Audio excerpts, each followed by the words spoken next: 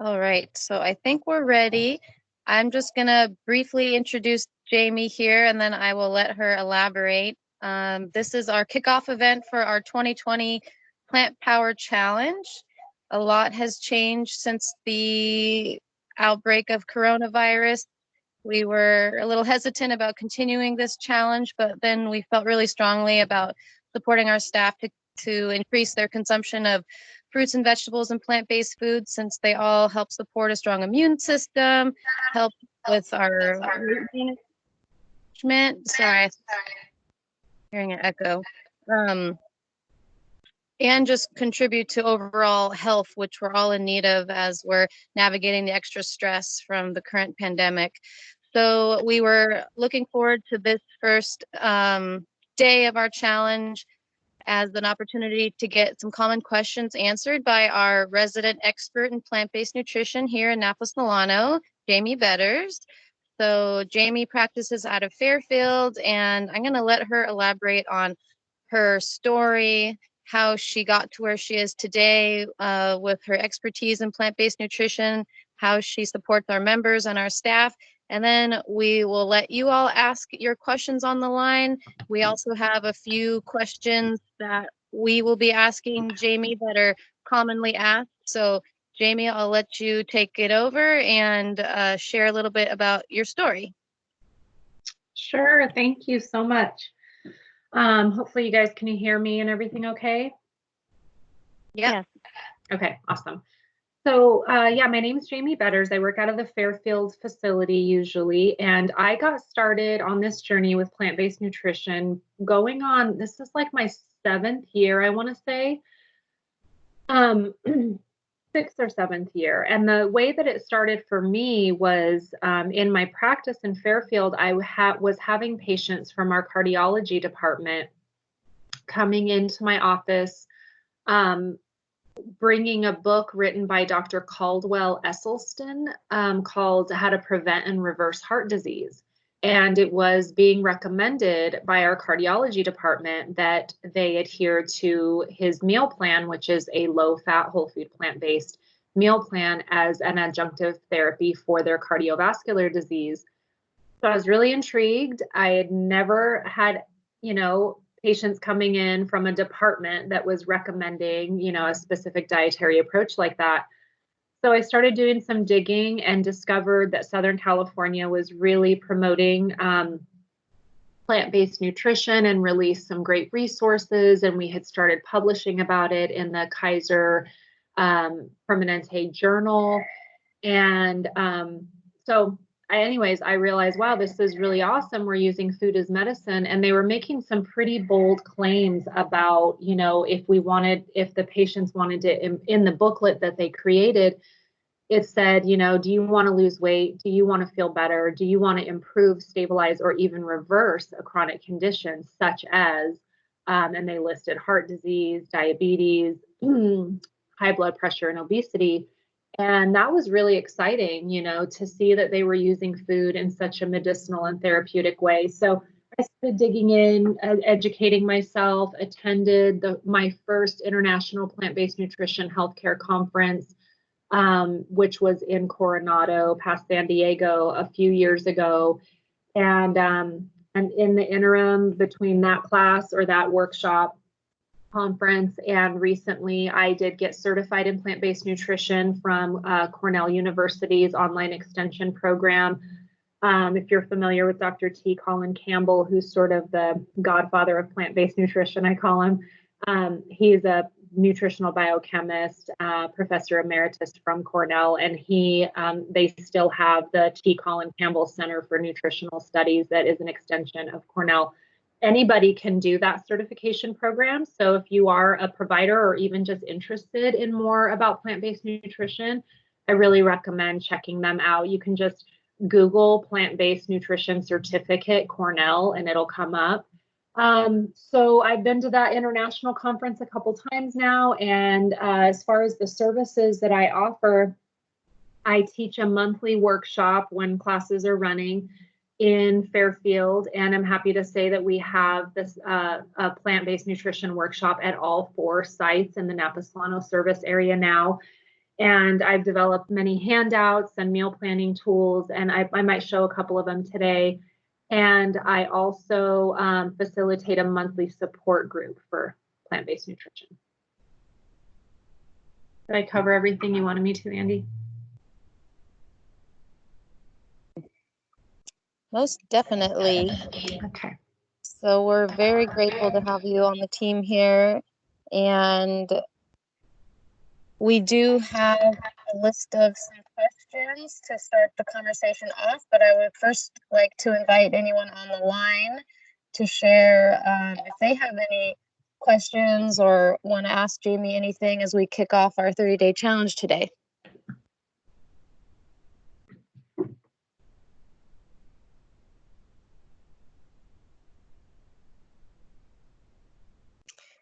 You can also use the chat window to type your questions. So just to get us all warmed up, one common question and concern that I hear, including something my husband always tells me, is that, you know, he feels like when you're just eating plant-based foods, he never gets full enough, that eating meat really like rounds out his meal and makes him feel full. So how can we make sure that we're feeling satisfied when eating just plant-based foods?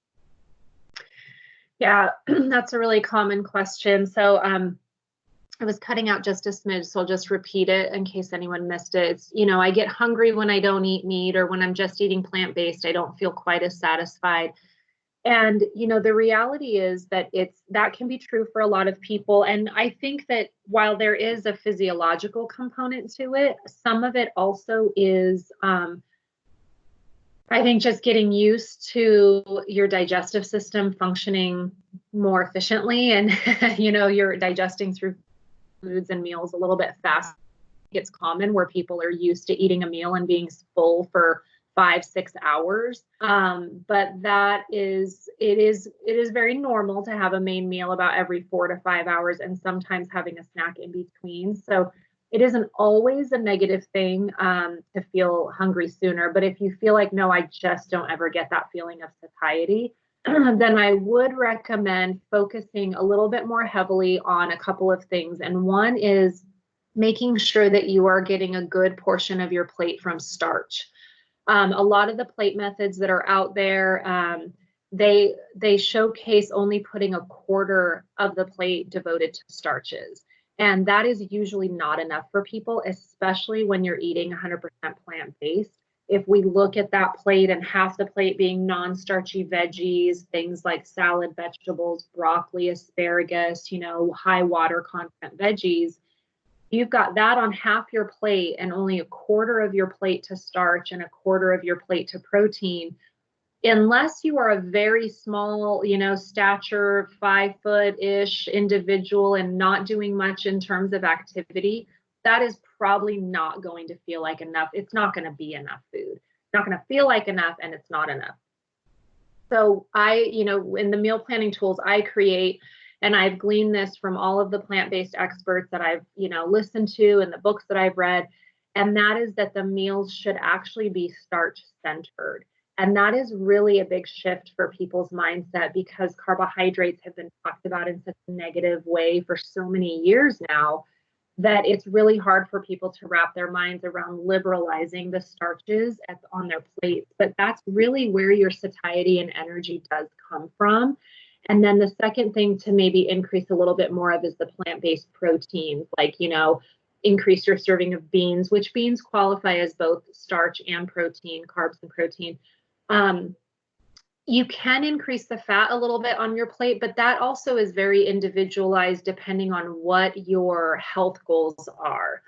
So if you are trying to really come you know, if weight loss is something you really need to achieve and wanting to do through plant-based eating, then you do want to keep the fat at a smaller percentage of your calories, just because it is a little harder to track. Calories can add up a lot more quickly. If you're trying to improve a condition like insulin resistance for diabetes or heart disease, it is really advised that fat not be more than an accent on your plate. Or if we're speaking in terms of calories, we try to keep it at about 10 to 15% of total calories, which, to put that into applicable terms, for most women on an 1,800 calorie meal plan, it's about 10 grams of fat per meal or 30 grams per day. Most guys, if they're on 2,000 to 2,400 calories, we might be able to go up to 13 grams per meal, sometimes 15, or about 45 maximum grams per day. So again, that the fat one is a little bit more like, well, what are your goals? If somebody comes to me wanting to do plant-based nutrition because they have an inflammatory condition, osteoarthritis or something, but they're actually underweight, then obviously we might have to liberalize fats a little more to get the calories up in their meal plan. So that one's subjective a bit, but focusing on increasing starches at meals so that they comprise at least a third of the plate, if not a full half of the plate, is really important, and maybe increasing the protein a bit to help with satiety. Awesome. I think you're right that for many of us, especially who have been... Oh, sorry, Andy, you cutting out. What'd you say? I was saying that for some of us who have been around the keto and the Atkins diet, it is really hard for us to wrap our head around eating more starch. As we go through our 30-day challenge, I'll be sharing a lot of the research that we were recently exposed to at our recent plant-based nutrition conference in Oakland, and the correlations between better diabetes outcomes, even though we're eating more starch on a plant-based diet. So I look forward to sharing that presentation that we were both lucky enough to attend, Jamie.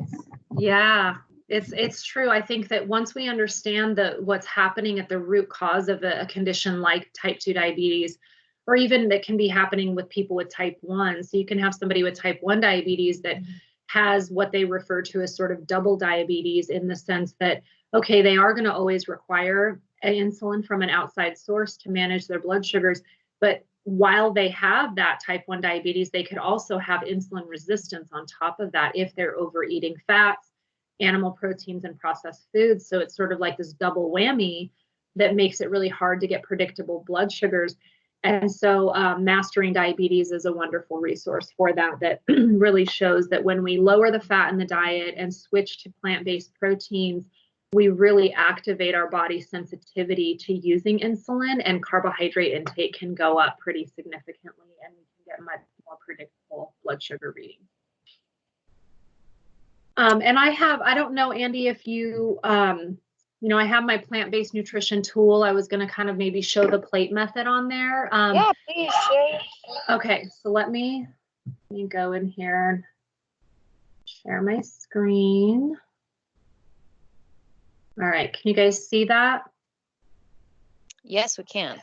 All right, so this is a tool that I created, and I have one that's plant-based nutrition and plant-focused. So I kind of pick which tool I'm going to use depending on where my patients are at in their willingness or ability to go, moving more towards 100% plant-based nutrition. But it starts out with this green, yellow, red list of foods. So what this list here does is it shows, and this I adapted from the Mastering Diabetes website. They're a wonderful resource, so definitely check them out. But the green list is basically foods you can eat as much of as you want. All of your fruits, non-starchy and starchy veggies, legumes, intact whole grains, herbs, and spices. There are a couple of exceptions, like under fruits, things like dates, they're very high calorie, avocados, very high fat. They are technically a fruit. They are very high fat. So those foods will fall in this middle category. And the yellow list are still foods you can have every day, and you can still even have some of them at every meal. We just don't say eat as much as you want. It's basically like, keep it to about a serving, per meal when you're going to have it. And this is really because either the food is a little more processed in nature, like pastas, cereals, it's taking that whole grain and pulverizing it down into a flour, and then making something out of that. So we do want to try to eat as much whole intact foods as possible. So that's why those foods appear here. And then the avocados, nuts, seeds, and coconut meat are on the yellow list because of their fat content. So again, this might be modified a bit if somebody is needing to gain weight, then we would liberalize the fats a smidge for them. And then soybeans and processed soy products, there is nothing to be fearful of with soy. I do recommend organic non-GMO soy, but soy does not have real estrogen. It does not have, it's not a source of actual hormones. That is a common myth and misunderstanding people have about soy. The only reason it appears in this yellow list is because unlike other beans like black beans or pinto beans, which are in the same food family of legumes, black and pinto beans have, for example, only about 3% of their calories come from fat, but soybeans are 38%. So again, if somebody is trying to eat low fat because of insulin resistance, then we would want to have them do soy. You know, they can eat some every day, that's fine, but again, we just wouldn't say go crazy with it because they might go over on their fat goal. And then the red list are all the foods that we want you to either avoid or minimize. So that verbiage I think is really important. I'm not here to take anything away from anybody. So you might just minimize or reduce your intake of these foods. And this is where all the animal product, byproduct, dairy, refined oils, and sugars are. And then there's a shopping list here that I've kind of color coded that breaks foods down by what they are. And we can come back to this tool if we need to, but I just kind of wanted to show you the plate method. So again, some of the standard plates only have a quarter of the plate going to starch, but as you can see, I liberalized it to at least a third. And in some cases, people do need that full half the plate to come from starch. Now, if you're eating beans or lentils as your starch, then you could just do a third of the plate here because the beans and lentils will qualify as a starch as well. So it's still going to be about half the plate. And then you can add as much veggies as you want. That veggie section might come up into here a little bit, and then add your protein source. So it does look a little bit different than some of the other plate methods that are out there, but I promise it's based on research. Yeah, well, we are really grateful for all of these tools. I sent out your 12 steps to improve nutrition handout in our welcome email. And in the week 1 email, I'll be sharing these resources. Each week we'll be, adding more tools. So we're so grateful for this. You've done such a great job at consolidating everything from multiple places and putting it into one clean package.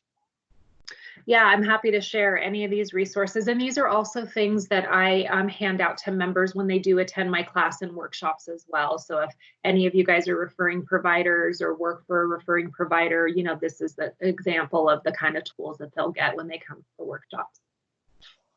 Well, health education is not offering in-person classes at this time. Is the That's true. That's true. be offered remotely, or are we holding off on that? Well, so I think that there is, I think I'm kind of in the queue, so to speak, to do some type of WebEx, kind of what some of the other classes that are getting up and running from health ed. I'm totally open to doing it. And I've told local management that, so that may be an option. The other thing that I am doing as well is anybody who wants to come to plant-based nutrition or has an underlying condition where that would be where we would send them. What we can do in the meantime is do a telephone or video visit with those members. I can email them all of the resources that they would normally get in my class. And so they can still get the materials and a level of education I may not be able to do, obviously, unless I'm doing a WebEx platform class. I wouldn't be able to do the full 2 hours of education, but I could definitely teach them the meal planning part of it and how to build a balanced meal and all that good stuff. So please don't hesitate to continue referring patients, because we will find a way to get them the information they need. All right, and I'll keep everyone in the loop as we hear more from our local management. So we have a few new people who have joined the call. As I shared in the beginning, we were hoping this to be a really informal Q&A session where you ask your questions or concerns with Jaime. So if anyone wants to add their own question, otherwise I have my list that I'm pulling from. So I'll give everyone on the line a minute to chime in if they have a specific question or concern they'd like to get Jaime to answer.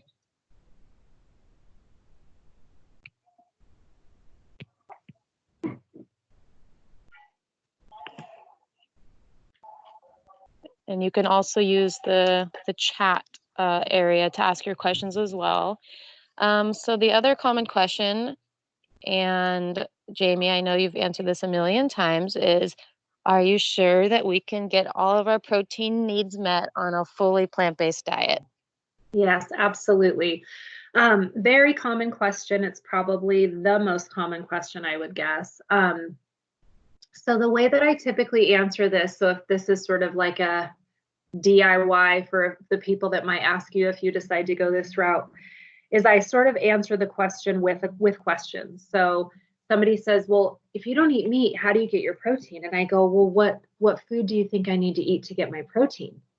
And they usually say something like, "Well, steak." And go, "Well, where does steak come from?" "A cow." "What is the cow eating to get its protein?" And it's sort of this like, oh, it's like an aha moment where you kind of walk them through the reasoning of it. And then you can throw in a little bit of, biochemistry, I guess, and say nutritional facts and say, that plants are actually the only thing on planet Earth that have the ability to make their own amino acids. Plants are the origin of protein. Every time we eat an animal for protein, we're eating recycled plant nutrition. And so that just sort of helps it in people's minds dispel the myth that we're obligatory meat eaters. If my patients are like, "If you tell me I can never again eat," and it might be shrimp or salmon or ribs or whatever their favorite food is. And I'm like, again, I'm not here to take anything away from you. But helping them get past this idea that we have to have it nutritionally rather than I'm going to have this food sometimes because I really love it, but it is going to be more of a delicacy. It's a decadent food. It's a luxury item. Those are kind of some of the terms I use for it to help them see that you can eat it because you love it, but get past the idea that you have to have it in your diet because your body depends on it. So that's kind of the first way I kind of talk people through that, is walking them backwards through the food chain and just saying that even animals that are pure carnivores, they're eating herbivores. And so they're getting their protein from animals who first got it from plants. And so that, again, just kind of helps people get over that mental roadblock. So that's the first thing is there's plenty of protein found in the plant world because that's where amino acids originate from anyways. The second thing that's a big myth is that people think you still have to eat complete proteins in the same meal. And what that means is a complete protein is referred to as a food that has all of the essential amino acids. So if you picture amino acids like Legos, if you have this kit that has all of these essential amino acids, you can build anything that your body requires from those essential Legos. Essential means that your body demands it and cannot make it from scratch. So it has to be obtained through diet. And so plants have all of those essential amino acids. What one plant lacks, another plant has. So there was this old theory that came out of this book that this woman wrote decades ago. And it was this idea of complete proteins. And what makes a food a complete protein is that you're getting all of the essential amino acids at that same meal. And so that is another thing that holds a lot of people up, is they go, well, yeah, rice has protein, but it's missing some essential amino acids, and beans have it and it's missing some, and what one has, what one doesn't have, the other does. So you always have to eat those foods together. And what we know to be true is the body is so smart and efficient with protein that if you ate beans at 6 p.m. on Sunday night and you have rice on Monday afternoon, your body will make use of those amino acids. So it's just about eating a good variety of foods over the course of several days. So that's another thing about proteins that trips people up. And the last thing is that we grossly overestimate people's protein needs. So I just answered this in an email thread with Andy yesterday that I think, again, the best way to wrap your minds around how much protein we actually need is not to use a food tracking app. Like, I won't throw any under the bus, but there's lots of bad ones out there. They will automatically set people's protein targets at around 20 to 25% of their calories, which is extraordinarily excessive. I mean, unless I'm dealing with somebody who is like extensive total body surface area burns or multiple broken bones and trauma, we might have to dial up protein temporarily in those situations. But for the average person who's walking around, 10% of calories from protein is still more than adequate. And let me give you the best example of this, is that back in the 1940s, where the RDA for protein was established, the recommended daily allowance, it was known at that time that a person only really required a minimum of 0.5 grams of protein per kilogram of body weight, which a person at a healthy body weight, that only represents roughly 6% of their calorie intake. Yet it was a relatively small sample of patients. So they added 2 standard deviations and increased the percentage of calories from protein all the way up to 10%. But here's the kicker, is that breast milk is only contains 6 to 8%, 6 to 8. So between 6 and 8% of calories are from protein. And there's never a time in our lives outside the womb when we're growing and developing as quickly as a newborn. And so if that is the perfect food for humans, which we know it to be, and it only contains up to 8% of calories from protein, and sometimes 6%, depends on the stage of development, then we can absolutely get adequate protein in our diet, even if the bar is, at only 8%. But again, they've raised it to 10%. So for women, what that kind of breaks down to is a lot of women do fine with between 35 and 50 grams of protein a day. I usually tell everybody 45 to 60, just because, again, protein needs are based on calorie needs, but they also are determined based on height and size and activity. So there's some variation here. But a lot of people just way overestimate the amount of protein they need. So I usually say to women, you do fine with between 40 to 50 grams of protein a day. If you're more active, you might need closer to 60 or 65. And then a lot of guys do perfectly fine with 50 to 75 or, grams a day. Though sometimes, again, if they're really athletic or there's a trauma situation, we have to dial it up. So it's just about wrapping our minds around a different protein need. Well, that was a fantastic series of answers to that one common question. I know it's not always a very simple answer. Sorry. I hope I'm not talking too but much. that's great. The 3 different approaches. I think in my early days, I definitely was exposed to the myth of the complete protein and combining foods. And I have seen that has been debunked, but maybe not everyone has seen that. So that's really helpful, as well as asking questions about, where does protein originate from? So lots of great information. I'm glad we're recording this so others can absorb it all. Yeah, the thing that's interesting about that complete protein myth is, I was in college, I turned 42, so I was in college over 20 years ago, and we knew even then they were teaching that, like, this isn't true, this just started circulating, it was written in a book, and it caught fire. And so this has been really well known in the nutrition community for, quite a while, but yet it just keeps popping up every so often. I did see a question on the chat from Kimberly, which legumes are the most nutritious? So all legumes are wonderful. So legumes are beans, peas, and lentils. So for me, they're really, I think most commonly the best answer to these types of nutrition questions is variety, right? Because there is, unless we're talking about breast milk for a newborn, there isn't really like one perfect food that we can consume.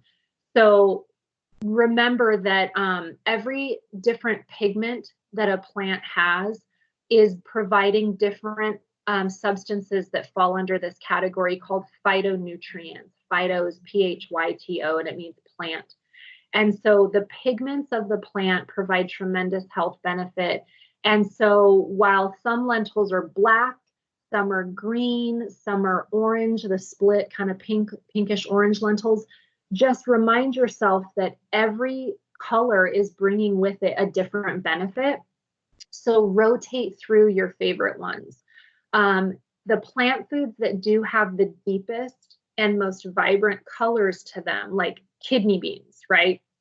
So I will say that like kidney beans are probably going to have a higher antioxidant load than garbanzos, because garbanzo beans are very bland in color. But if putting garbanzo, so what I do on my salads is I usually put both. Why? Because I like the texture of the garbanzo beans, they do have a lot of other nutritional benefits. And I don't want to get bored, right? So I don't want to lock myself into eating the same type of food all the time. So the long answer should be a short answer, but my long answer to that question is just change up and eat all of your favorite legumes and rotate through them. Thank you for that. So another question that's come up, and we're planning to address this throughout the challenge, but there are some barriers. Sometimes it's a perceived barrier and sometimes it's real, but that we don't have the time and energy to cook very much. And there's this perception that cooking plant-based takes more time, especially, as we're responding to the COVID-19 pandemic. We all have a little bit more stress and anxiety. So, there might be some hesitancy to join our challenge because they don't feel like they're going to be able to keep up. So what advice do you have for your patients, or what do you personally do to make cooking and preparing plant-based meals easy and quick? Yeah, it's a good question. First thing is, don't put too much stress on yourself. Give yourself lots of grace. I mean, especially in a time like we're in right now. The second thing I like to remind my patients about, or anyone asking these types of questions, is that food science and food preservation technology has really come a long way. So I think that a lot of people have it in their mind that eating convenience foods or frozen or canned is really nutritionally inferior to cooking everything from scratch. But the reality is that because of flash freezing and vacuum sealing and, the different types of food preservation technology we have, you can find a lot of these foods, like grains are a good example. And I wish I had my little, all my labels to show you, but every major grocery store in the frozen food section has ready to microwave and eat grains. And sometimes they will have additives like flavors, and they're relatively high in sodium, but like Trader Joe's is a prime example of a good option. They have probably 4 or 5 different options of frozen grains, and there's nothing in it except the grain. They have not added any sodium. There's no preservatives. And so those are in my freezer right now because I do have an Instant Pot. I know how to cook rice on the stove. I know how to do all that. But I have a busy life and I've got 3 kids. And when school is in session, we homeschool 2 of our 3 kids. And I'm all over the place with appointments and work and sports. So I take advantage of those convenience foods. So that's definitely an option for people. The second thing is, if you are going to cook from scratch, which is absolutely wonderful, but take advantage of batch cooking techniques. If you're going to make rice, go ahead and make rice for the next, week or 10 days, and you can freeze it if if you want to. But that's another, tip and trick is, if you're going to make oatmeal, make enough oatmeal to put in containers for several mornings worth of breakfast. That way you aren't having to think about the mental image of, I have to go in the kitchen again and get all my appliances out again. So batch cooking is really helpful. Food prepping is really helpful. If I make a salad, I usually will just grab some extra Tupperware, the glass containers or Tupperware, whichever you prefer, and I will just go ahead and make 5 salads. And they stay good in my fridge for 3 to 5 days easily. And so again, that way I'm not having to deal with that. I got to get out my cutting board and chop everything all over again. No, if you're going to chop the stuff once, just do it for several meals and get the benefit. Back to like the cooking part, also canned beans. I take advantage of using those all the time. So sodium is a big concern that people have, but a lot of people are worried about sodium without really understanding how much they can have. So the body does have a minimum requirement for sodium. It's an electrolyte. It's very important for cellular function. We need to have some. It's naturally occurring in a lot of foods because they need it as well. So even on a low sodium diet, we put somebody on like 1,500 to 2,000 milligrams a day, which is about 500 up to 700 maximum per meal. If they're not snacking, you can go on the higher end. So when I have patients that look at a can of black beans and they're like, oh my gosh, this has 80 milligrams of sodium. And I remind them, well, first of all, you can always buy the no salt added versions. But second of all, if your budget is 500 milligrams for that meal, 80 milligrams from black beans is really not that big of a deal. So knowing how much sodium people can have is helpful, but take advantage of some of those convenience foods, because again, like there's lentils at Trader Joe's and other grocery stores. It's just cooked lentils. They have some herbs and spices and they vacuum seal them. And so you don't even have to deal with them being in cans. And yet they're perfectly nutritious, just like you made them at home. So don't be too fearful of taking advantage of some of those convenience foods, and explore batch cooking. Wonderful, wonderful advice. You introduced me to all the pre-cooked grains, and just today for my lunch I used the Costco bag of the brown rice and quinoa. I think there definitely was seasoning and salt added, but as you said, maybe not too much. And I also use canned beans in my salad. So wonderful, life-saving products that really we all got to be grateful for. And going back to the canned beans, if we rinse them, do you think we're getting rid of some of the sodium too?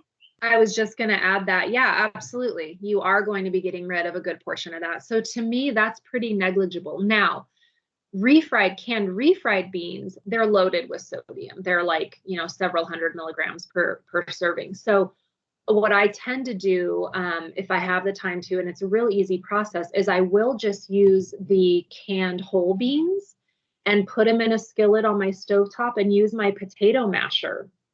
And leaving some of the canning liquid in there is good because it's got a good viscosity, a thickness to it. And so it helps the beans come out like a creamy consistency. And I will just season it myself with my own salsas that I buy at the store. And if you look, most salsas are actually relatively low in sodium. So that's a great kind of shortcut that I use to make quick refried beans at home. I don't add any oil. I know that word refried is in there. My grandma was from Mexico, so I used to watch her make refried beans with lard. So I totally get how refried beans are typically made, but you don't have to do that. Again, just use some of that canning liquid and mash it with a potato masher and add salsa and maybe cumin and chili powder and garlic powder. And you can make some really tasty refried beans at home without adding extra fat. Wonderful. All right. Well, if we don't see any more questions in the chat, I think there is another one about milk alternatives. Oh yeah, I missed that one. Yep, you're right. That's a good question. So yeah, I would say that there's some that are definitely better than others for the milk. So the question is, are there milk alternatives that are healthier than others? So again, some of this to me is dependent on, well, what's the need of the person. So if I'm dealing with a family who's transitioning their kid, their child off of breast milk onto solids, they don't want to do dairy. The recommendation for children is soy milk because it is the most nutritionally complete. It is the highest in protein of any of the plant milks. The Ripple is a plant milk that's made from pea protein. It's pretty pricey though. It's not quite as readily available as soy milk is. And so, it's not as commonly used, but so soy milk is a really great option for athletes or growing children or pregnant moms, or, there's certain demographics where their protein needs are going to be a little higher. That's what I put my kids on when they transitioned off my milk. If I, like yesterday, did a consultation for a patient who has stage 4 chronic kidney disease. So for that, I put them on almond milk or rice milk because they're very low protein, phosphorus, and potassium. So some of that is, just depends on the patient's need. But for the average active person, you can kind of pick the milk that you enjoy the flavor of. That's a really important component to remember, is we want people to enjoy what they're eating.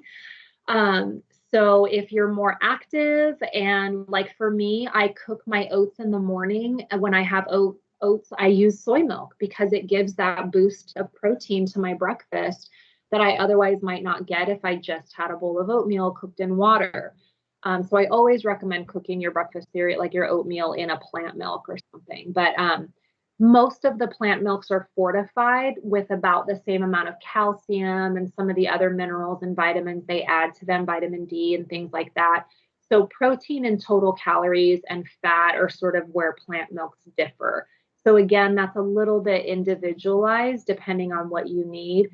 But there's so many options now. So I think that if you're eating a good quality plant-based diet, you're probably getting enough protein from your legumes and whole grains and vegetables and nuts and seeds. You probably don't need to worry about the protein from a plant milk. So then I say go for what you enjoy. Oat milk is really popular right now. I think people like the creaminess of it. Some people are just like, I can't stand the flavor of this milk, so I do this milk. I'm like, that's fine. So if you need the protein and calories, go with the soy milk. Wonderful. Yeah, Jacqueline, let me know if that doesn't answer your question. Oh, you're welcome.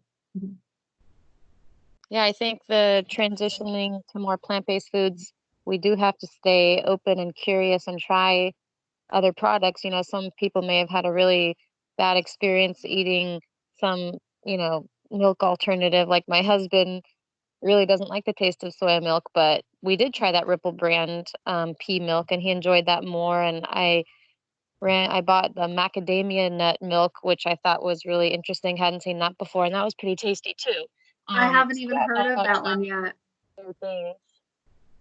Yeah, I know, like I'm that way with the yogurts. Not every plant milk yogurt am I crazy about. My favorite ones are like Silk. And, my kids, again, because they've been raised on soy milk, maybe that's just what our palates are trained for. But I've tried some of the other plant milk yogurts and I'm like, I just don't enjoy eating this, so then it becomes for me like, well, quality of life and food, they're like this, so sometimes we'll have to eat things that we don't love just for the nutritional benefit. But for the most part, I do want people to eat what they love and love what they eat so that eating is enjoyable and that they don't, feel deprived and restricted, unnecessarily. Thank you. And that's something I love about your philosophy, that you are all about abundance and joy and adding, not taking away, and keeping that mindset is so important when we're making these changes. It really is. I mean, I think like I remember working at my rotations in hospitals and ICUs, just different environments I've worked in. And, you can have somebody with the best of intentions put a family member on a really restrictive meal plan, and it removes, all the salt, all the flavor, all the, everything that they have loved. And the depression sets in, and then their appetite goes away and they start losing a bunch of weight, and now they're failing to thrive. And it's like, okay, well, now we have this whole separate issue now to deal with malnutrition. And again, it's always done with the best of intentions, these dietary changes. But yeah, food is it's the only thing really that we get to interact with all five senses. We see it, smell it, touch it, hear it, taste it.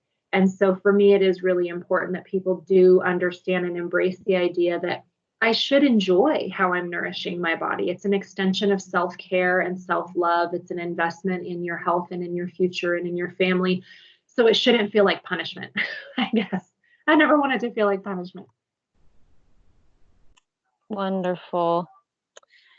Another question we've been asked during this campaign, I think it was last year, was do people need to go on supplements when they're transitioning to a plant-based diet? And of course, they should perhaps consult their physician, but I think you probably encounter this question as well. I do get this a lot. So if somebody is 100% plant-based, then the only supplement that we will recommend is B12.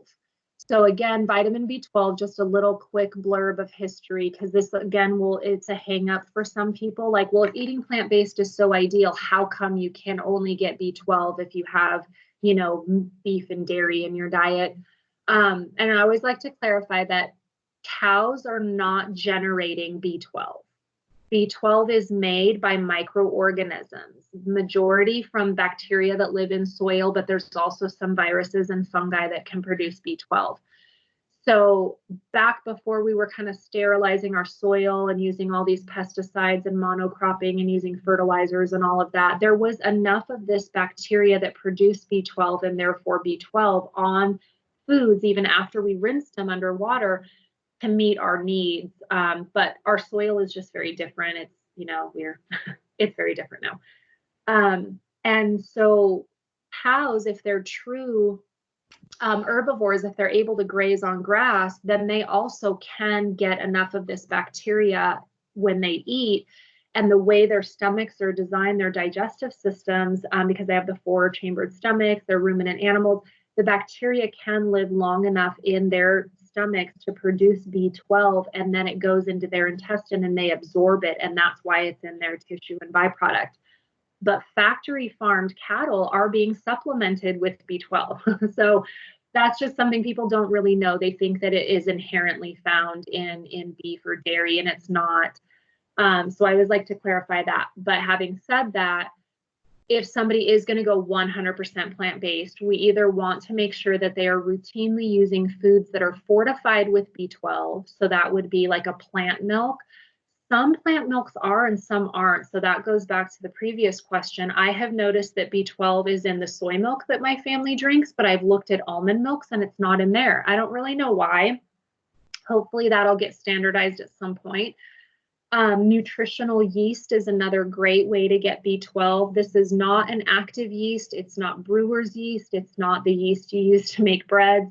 It's called nutritional yeast, and it's a dead inactive yeast.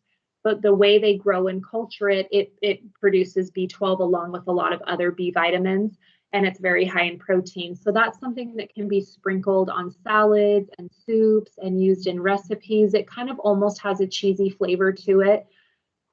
If somebody isn't getting B12 from those sources regularly, then we do recommend that they take a supplement. And the sublingual ones, the ones that dissolve under the tongue, is fine. The recommended dose for people under 65 years of age is about 50 micrograms a day, or you can take 2,000 micrograms a week. The form of the B12 that's recommended is the cyanocobalamin type. So there's a couple types of B12 you can find. So the cyano, C-Y-A-N-O, the cyanocobalamin type is recommended. If you're over 65, then they recommend maybe supplementing about 1,000 micrograms a day. And those doses sound really high, especially if you look at what the need of B12 is. It's only about 2 point something micrograms a day for most adults, but the supplement form, only a fraction of it is absorbed. And so that's why the doses are recommended to be so high. Well, thank you. That's really interesting history about B12. Yeah, it's I mean, of course, these are things I had to dive into because these roadblocks about the protein, the complete protein, amino acids, B12, these are often things that prevent people from moving forward with exploring plant-based nutrition more because they just have been given, you know, inaccurate information or partial information. So I've had to do a lot of digging about this stuff over the years. It's all very interesting to me, though. You know me, Andy, I can geek out on food all day and talk about it. Yeah, well, we love hearing you geek out, and we have about 12 minutes remaining. One question I wanted to ask was, and I'll just frame it a little bit. We've been doing this challenge for, I think, 5 years or more since before I joined on to the Live Well Be Well program here. Originally, the design was, fully plant-based for 21 days. And in a lot of the feedback on our post surveys, there was a lot of feelings of just people feeling defeated. They weren't successful. It was really hard to go fully plant-based. So 2 years ago, we added 3 levels of participation.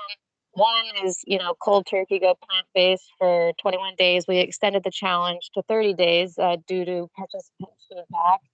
Then we had a second option, a gradual approach, where you gradually increase your days of plant-based each week during the challenge. And then the third option is just eating 5 to 9 servings of fruits and vegetables a day. That's a big one because according to the research, which you know well, only 1 in 10 Americans meet those recommended intakes of fruits and vegetables. So my question for that is, why do you think only 1 in 10 Americans are eating the recommended amount of fruits and vegetables? Oh, I lost you. So I heard you up until my question is, and then it started to cut out.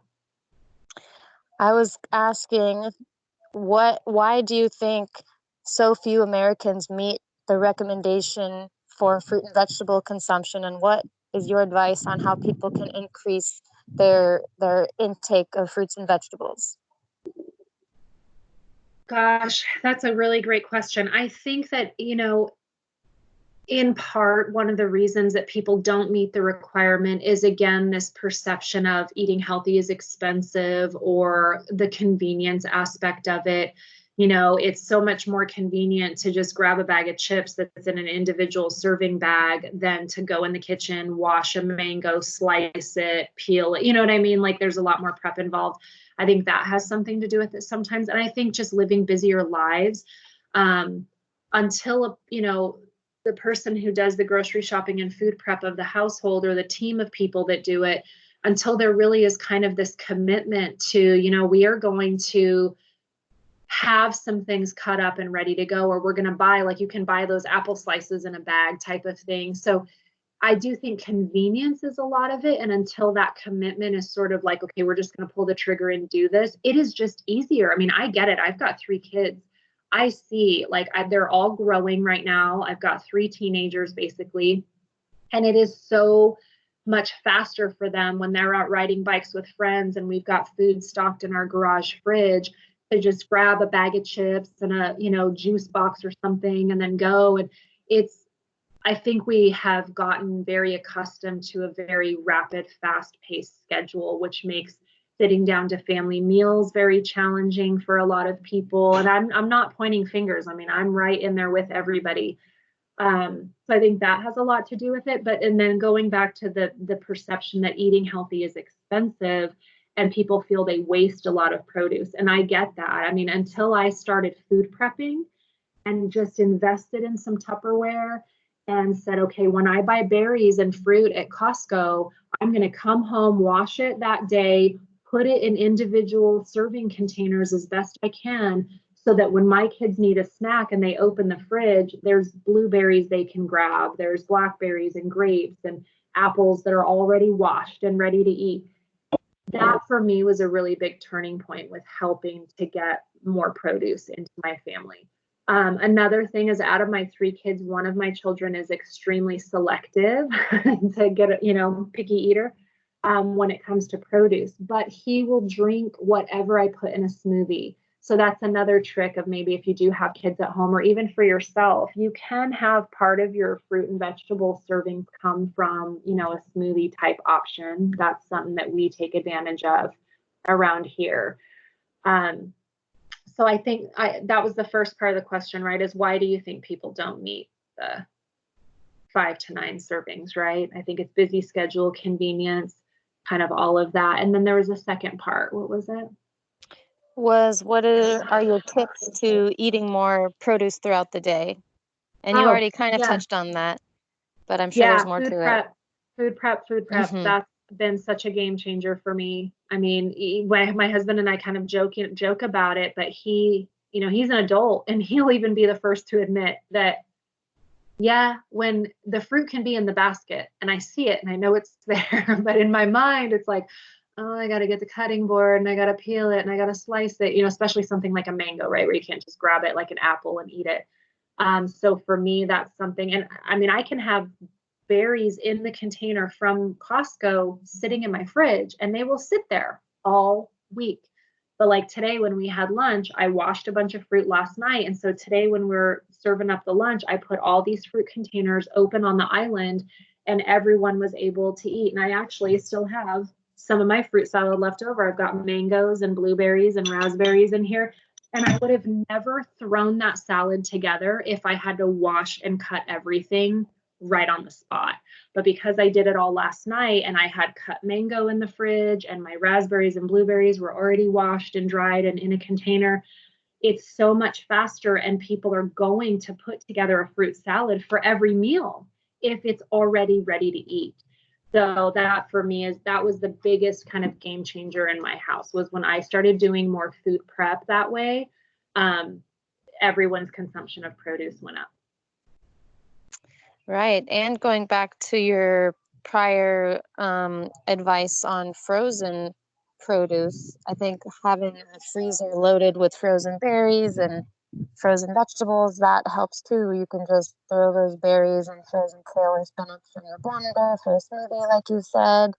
Something that I do a lot with my son is adding kale, frozen kale or spinach to the boiling pasta water at the very end. So there's lots of green veggies in with the pasta. So loading up with those frozen produce items is another great way to get it in. Yeah, and two things real quick I'll say about that is that's so, so important with, I know that your son is, you know, at this really perfect age where um, the younger that children can get used to seeing color, pops of color in their food, you know, we want to, there's a term I use in nutrition counseling when I'm identifying a child who may need feeding therapy is they're a beige and bland eater. Everything is beige in color, mac and cheese, French fries, potato chips, grilled cheese, quesadillas. It's all kind of monochromatic, very bland. And so from a young age, if even when you're making something like mac and cheese, let's say, throw broccoli, throw peas in there, throw some chopped up spinach, because the younger that children can get used to that, it's just normal to them, right? Whereas trying to introduce it later is a lot more challenging. And then the second thing was, as it comes to food waste, when you mentioned the frozen, this is also something you can do in reverse order, meaning that when I overbought blueberries the week before last, I forgot I already had some. I bought 2 more containers and I got home, was like, oh boy. So the ones that were in the fridge that were on the verge, they were only going to last another day or two. I just went ahead and threw them in a Ziploc bag and I froze them, and we've used those in smoothies. So any produce that you don't think you're going to get through, spinach is great for this. Even oranges. I've had lots of oranges in my fruit basket and gone, oh gosh, we're not going to get through these. And I just peel them and cut them into chunks and put them in a Ziploc bag, and you can throw those into smoothies throughout the week. So you can do that to also help minimize food waste, which increases people's willingness to buy more produce if they don't think they're just going to end up throwing it all away. Wonderful. Well, I think we're about at the end of our time. I want to thank you so much, Jamie. You're such a wealth of information, and really you do a great job at inviting us to explore this plant-based world with more confidence. So I'm very thankful for you, and I'm happy that we recorded this so everyone listening can, you know, get all this great information. So unless there's any more questions for everyone on the line, I think we'll end the recording, and we are excited for our 30-day challenge. It starts today. And for any employees listening to this recording, invite your colleagues and friends to join us. They can join at any time. For the next 30 days, we'll all be trying to increase our intake of produce to boost our immunity and our mood and improve health and maybe even lose weight if that's a goal. Improve other chronic conditions. So more to come. Yeah, thank you so much for having me, Andy. And thank you for being so passionate about this with me and for all that you do for employee wellness and for Kaiser. Like, you're always rolling out the most amazing programs and outings, and you're so invested in this. We really appreciate you. Thank you very much. Well, have a great day, everyone. Bye.